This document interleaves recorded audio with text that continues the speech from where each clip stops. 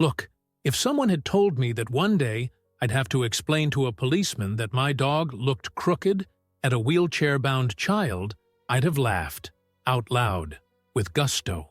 But that day, I didn't laugh. I took a deep breath, tried not to swear, and stood there on the sidewalk, with my golden retriever looking at me as if to say, "What's that crazy woman talking about, Mom?" It all started on a normal morning. Sunny, blue skies, that pleasant neighborhood climate where everyone has a white picket fence, trimmed grass, and lives like they're in a margarine commercial. I went for a walk with my dog, Max, who by the way is 10 years old, has 3 teeth, and is afraid of vacuum cleaners. He's basically a living pillow with paws. There's not an aggressive bone in his body, I swear.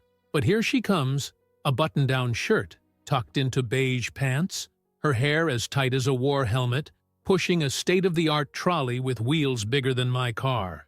Inside, her son, a cute little boy. He looked about 6, with a smile that would break any heart. And everything was fine there, until she locked the wheels of the chair, took a step forward, and dropped the first bomb. "Your dog is intimidating my son," with that threatening look. Hello? I blinked, looked at Max, who was now sitting up, drooling and sticking out his tongue like a doped-up stuffed animal, and mentally wondered if he had developed hostile telepathy during the night. But no, Max was just breathing, and apparently that was enough for her to feel threatened. The woman started talking loudly, gesticulating and, of course, pulling out her cell phone as if she was about to file a complaint with the FBI. I still thought it was a joke. You know that feeling that someone is playing a prank, and at any moment a cameraman is going to come out from behind the tree shouting, "Psycho doggy prank?" Yeah, I thought so too. But no, she was serious.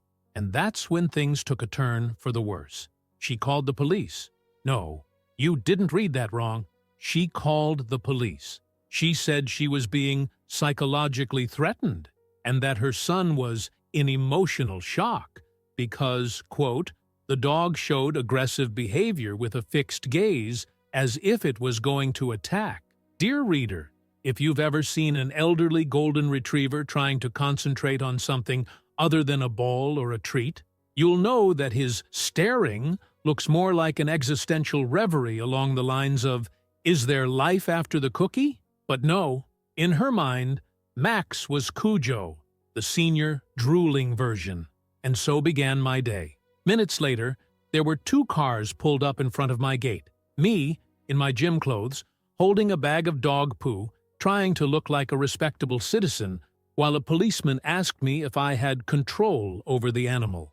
The woman, of course, was giving an Oscar-worthy performance. She spoke in a shaky voice, hugged her son, who seemed more interested in a stick than the drama, and said that the community needs to unite against this kind of silent threat. You know what's worse? She was already known in the neighborhood. She had made a fuss because a neighbor put up Christmas banners before December 1st. She complained about the noise of the lawnmower at 10 a.m. on a Saturday morning. He thought that a teenager selling lemonade was encouraging the undue occupation of public space. That kind of person. Only now she decided to take aim at Max, and at my senses. While the police were taking notes and trying to keep a straight face, I swear I saw one of the officers exchanging glances with his colleague like, "Is this serious?" They were professional, of course, but you could sense that they were dealing with someone who must already have a history of Mexican soap opera complaints. All I could think about was how I was going to explain to my mother, my boss, the whole world, that I'd almost been arrested for having a threatening dog. Would I become a meme? Like, woman arrested after golden retriever stares at child? I could already see the comments. Canine gaze bandit, playground terror, the owner of the evil psychologist dog. But it didn't stop there, of course. Because with this kind of person, it's never just a chirp. She went further. She wanted me and my dog banned from the neighborhood park. She sent a letter to the street council. She created a Facebook group called Safety for All, Say No to Potentially Aggressive Animals. People, she created a petition with a digital signature. All this because a dog with a sore paw and 3 teeth looked away for 3 seconds. And do you think anyone had the courage to say, "Enough"? Of course not, because that kind of person shouts the loudest, and the world is full of people who keep their heads down for fear of trouble. But me? I wasn't going to let it go. I knew what was coming was going to be even more absurd, and you can write it down. When she saw that the police weren't going to take me into custody, she freaked out. After that show worthy of a fifth-rate police series, I thought that, I don't know, the woman would calm down. Do you know when you realize that you've made a fool of yourself in front of the police, and you go and stick your face in an ice cream jar out of shame? Well, I underestimated the power of an inflated ego and cluelessness, because not only did she not calm down, she decided that she now had a sacred mission, to get me kicked out of the neighborhood. First, there were the little notes. Yes, she started leaving anonymous notes in my mailbox. Anonymous in quotation marks, right? Because all she had to do was sign it with love, the crazy woman in the beige pants. Things like, irresponsible people shouldn't have animals, or your presence threatens the peace of the community. And there was one that was the height of creativity. How long will evil triumph in the guise of a furry dog? I didn't know whether to laugh or print it out and make a wall of shame in the living room.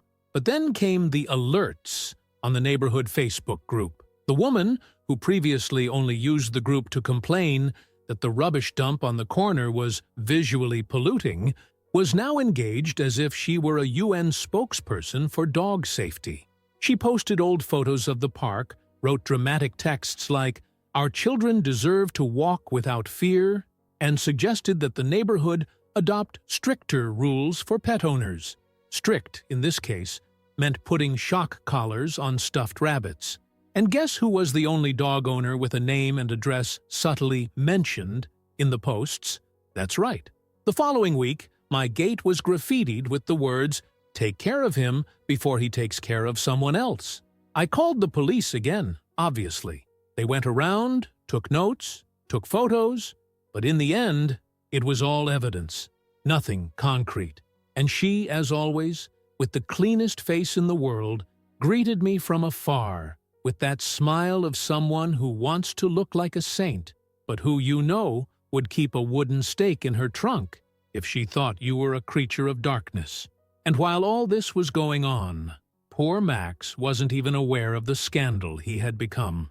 He just kept to himself, sleeping on the carpet, shedding his hair, and barking only when a pigeon passed by. The dog was more like a pensioner in spiritual retreat than a public menace. But explain that to a woman who has too much free time and a strange obsession with control. The final straw, however, came when she called a neighborhood safety meeting. Until then, these meetings had been used to discuss things like street lighting and the refurbishment of the playground. Only this time, she turned the event into a public trial. I went, because I'm one of those people. I wasn't going to let her spread lies without someone to look her in the face and say, "Are you serious?"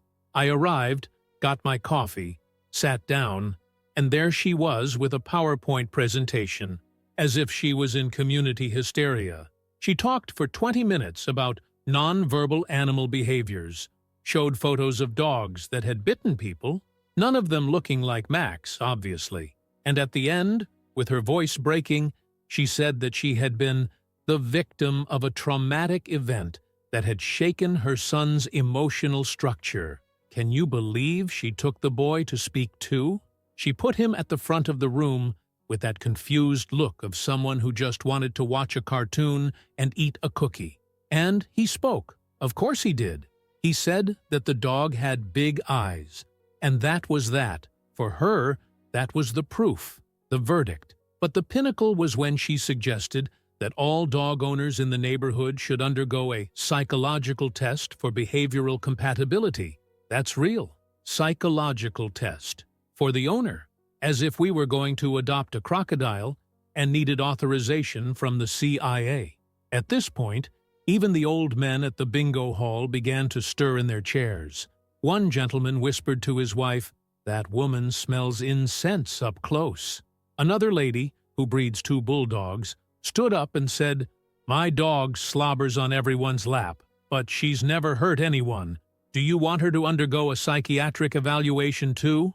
And then an argument started, because clearly people were beginning to realize that the woman was completely out of her depth. But she didn't get upset. She looked at everyone as if she were the only one lucid in a zombie apocalypse. She said that she was bringing to light the problem that no one has the courage to face, and that if nobody did anything, the next incident could be fatal. People, fatal. She was talking about a dog that doesn't even have teeth anymore. I went home that day with a mixture of nervous laughter and the desire to disappear for a week. But I knew the worst wasn't over yet, because when someone like that feels they're losing control, they don't give up. They double down. They dig themselves deeper into the pit of ridicule. And the feeling I had, as I closed the gate and looked at Max drooling on the carpet, was that some big shit was about to happen. And it didn't take long. The woman decided to report me. Officially, she filed a formal complaint with a child protection agency saying that my dog posed a risk to the emotional health of children with disabilities. She used this as an argument to try to get me banned from walking Max in public places in the neighborhood. And then the story snowballed. I had to give evidence. Yes, me, as if I were the defendant in a psychological dog crime. And all this, I repeat, because Max looked. From the moment the woman decided to use the term risk to the emotional health of children with disabilities in an official complaint against a 10-year-old dog who only thinks about sleeping and farting, I realized that reality as I knew it had officially collapsed. It was as if I had been sucked into a parallel universe where golden retrievers become national threats, and anyone with a lick of sense is automatically an enemy of the state. The complaint was the turning point. Until then, she was just the eccentric freak of the neighborhood, that annoying figure that everyone knows and avoids, like sweet beans at a June party. But, with the denunciation, she reinvented herself. She became a martyr, a vigilante of the sidewalks, a guardian of urban morality. And what's worse, some people started listening to her. Because there are always those who love a drama. People who think that if there's smoke, there's fire. And in this case, the smoke was just her blowing incense while shouting at the air. But she still managed to create a tense atmosphere in the neighborhood. I received the summons on a Friday, in that very delicate way. A brown envelope, stamped, and a feeling of, what the fuck is going on, knocking on the door together. I opened it, read it, reread it, and thought I'd misinterpreted it. But there it was. A complaint for negligent behavior with a potentially aggressive animal, based on an incident that generated trauma in a disabled child. All this signed by her, accompanied by 2 witnesses who, coincidentally, were her friends in the yoga group and also took part in a petition against the growing aggressiveness of new generation dogs. Yes, because now even dogs have a problematic generation, apparently. I went to the hearing with the certainty that I was entering an episode of some twisted reality show. I prepared myself, took photos, videos of Max sleeping with a pillow over his head, a statement from my vet saying that the dog suffered from arthritis and only really cheered up when he heard the sound of a cookie being opened. Everything was documented, signed, and stamped. I thought, this is going to be ridiculous. But quick. The hearing was a spectacle of shame. She showed up in formal clothes, a beige blazer, a leather briefcase, looking like she was going to testify against a cartel. She sat next to me and made a point of ignoring me as if I were invisible, which would have been fine, by the way. But it only took the testimony for her to blossom like a flower out of chaos. She spoke for 40 minutes. And when I say spoke, it wasn't a statement. It was a monologue, a TED Talk. A speech. She used words like canine oppression, silent intimidation, and aggression signals transmitted by olfactory vibrations. That's right. According to her, Max exuded an aura of territorial dominance that caused panic in the room. And the best thing, she cried, she sobbed, she paused dramatically. She said that her son had nightmares, refused to leave the house for days, and that she had to seek specialized therapeutic support to deal with the trauma. The detail is that, according to neighbors, the day after the incident, she went with her son to a water park, posted 87 photos on Instagram, and even marked the location with the caption, "Living the best day of my life." But there at the hearing, she was the mother of the decade, fighting alone against the invisible canine threat. The prosecutor listened, tried to remain serious, but you could see that even he wasn't buying it. Still, protocol is protocol. I had to show the evidence, the photos of Max with his tongue hanging out, the reports, the vet's recommendations, and even a recording made by a neighbor who recorded the exact moment of the threatening look, which was nothing more than my dog looking at the horizon, possibly wondering if it was going to rain feed. Even so, the situation left a scar, not just because she was embarrassed, but because she left the hearing feeling as if she had won. She left with her head held high, saying that the fight continues, and that there are still loopholes in the law that protect these dangerous animals. And look, if you think that's the end of it, you haven't understood what kind of creature this woman is. The following week, signs appeared all over the neighborhood with phrases such as, "Watch out for the dog," "Eyes that threaten also hurt," and one with the phrase, "A look can kill," printed next to a generic photo of a dog, which wasn't even Max, by the way. What about me? I began to live in a semi-comical state of paranoia, because now, every time I went for a walk with Max, I had to dodge children with tense mothers, avoid streets where she used to be, and still smile when someone looked at me as if I were the trainer of a killer pit bull in golden form. I started having to prove every day that my dog was harmless. I took him to the trainer just to say I did. I had to print out a canine mental health document, and I swear to God, at one point I thought about buying Max a t-shirt with the words, "I'm good," on it to see if that would calm the collective outburst. The woman organized a march, a walk. Walk for the safety of the little ones, with banners, personalized t-shirts, pamphlets, and even a theme song. And you know what was worse? There were people walking down the street with signs saying, "We don't want any more violent dogs," as if they were fighting an underground ring and not Max, who at that very moment was eating the sofa cushion and mistaking it for a hamburger. That's when I realized that this wasn't just a tantrum, it was obsession. She was obsessed. With me, with my dog, with the idea of being right. She didn't want justice. She wanted the stage. And I was the perfect antagonist in the bizarre play she put on. And like every crazy story, this one had yet another plot twist. One of those that you look at and think, now it's over. What I didn't expect, in all honesty, was that the woman would totally lose it. I mean, by that point she had already denounced me, spread posters around the neighborhood, set up a kind of anti-dog sect with a personalized t-shirt, and was now leading a WhatsApp group called Parents for Peace, which, apparently, was a gossip network disguised as a humanitarian initiative.